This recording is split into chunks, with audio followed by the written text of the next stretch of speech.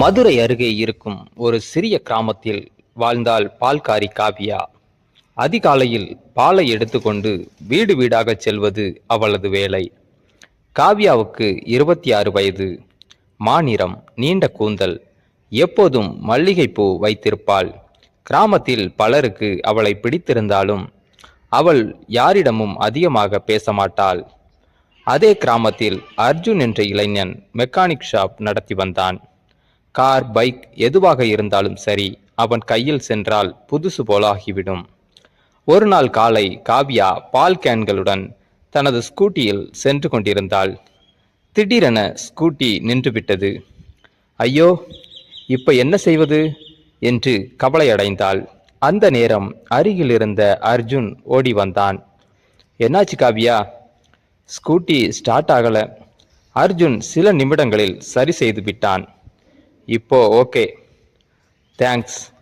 Thanks மட்டும்தானா? ஒரு tea கூட கிடையாதா? காவியா சிரித்தாள். நாளைக்கு வாங்க. அந்த சிரிப்பிலேயே அர்ஜுன் மனதை இழந்தான். அதன் பிறகு தினமும் காவியா அந்த ஷாப்பை கடந்து செல்லும்போது இருவரும் சில நிமிடங்கள் பேச ஆரம்பித்தார்கள். நாட்கள் செல்ல செல்ல நட்பு வளர்ந்தது. ஒரு மாலை மழை பெய்து கொண்டிருந்தது. காவியா பால் விநியோகம் முடித்து வீடு திரும்பிக் கொண்டிருந்தாள். மழை அதிகமாக பெய்ததால் அருகில் இருந்த அர்ஜுனின் ஷாப்புக்குள் நின்றாள்.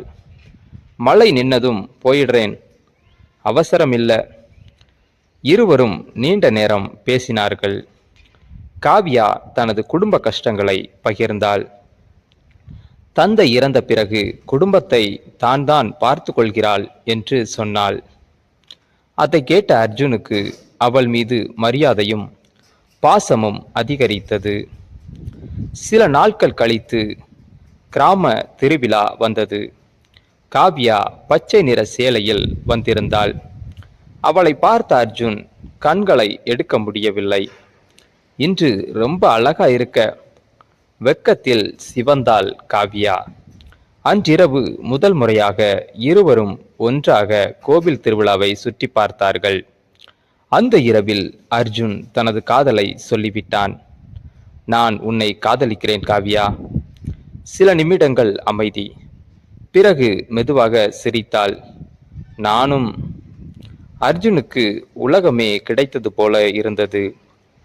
காதல் மலர்ந்த பிறகு இருவரும் ஒருவரை ஒருவர் அதிகமாக புரிந்து கொள்ள ஆரம்பித்தனர்.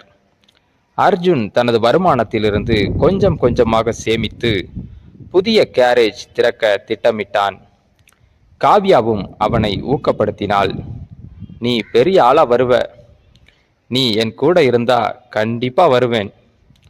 ஒரு நாள் காவியா திடீரென அர்ஜுனை சந்திக்காமல் தவிர்க்க ஆரம்பித்தாள்.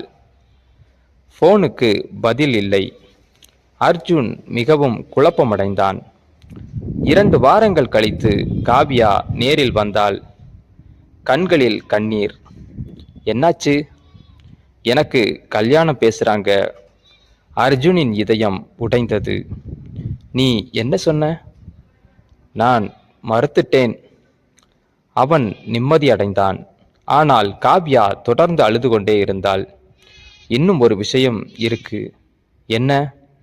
நான் உன்னிடம் மறைச்ச ஒரு உண்மை. அர்ஜுன் அதிர்ச்சியுடன் பார்த்தான்.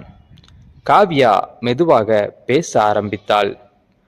நான் சாதாரண பால்காரி இல்ல. அர்ஜுன் குழம்பினான். என்ன சொல்ற? இந்த கிராமத்தில் இருக்கும் பால் பண்ணை எல்லாம் என் தாத்தாவோடது. அர்ஜுன் அதிர்ச்சியில் உறைந்தான். என்ன?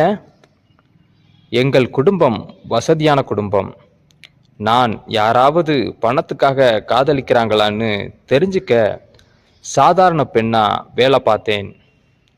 அர்ஜுன் சில நொடிகள் அமைதியாக இருந்தான். பிறகு சிரித்தான். அப்படியா? அப்போ நான் மெக்கானிக் இல்லைன்னு சொன்னா?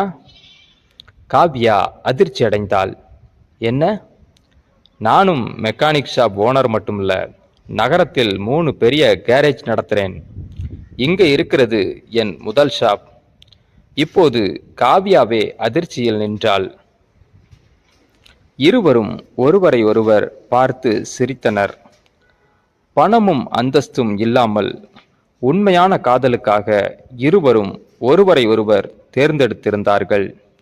சில மாதங்கள் கழித்து குடும்ப சம்மதத்துடன் திருமணம் நடந்தது.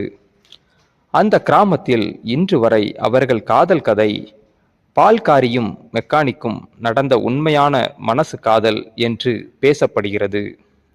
இந்த ஸ்டோரி உங்களுக்கு பிடிச்சிருந்தா லைக் பண்ணுங்க, ஷேர் பண்ணுங்க, கமெண்ட் பண்ணுங்க, நம்ம சேனலை சப்ஸ்கிரைப் பண்ணுங்க.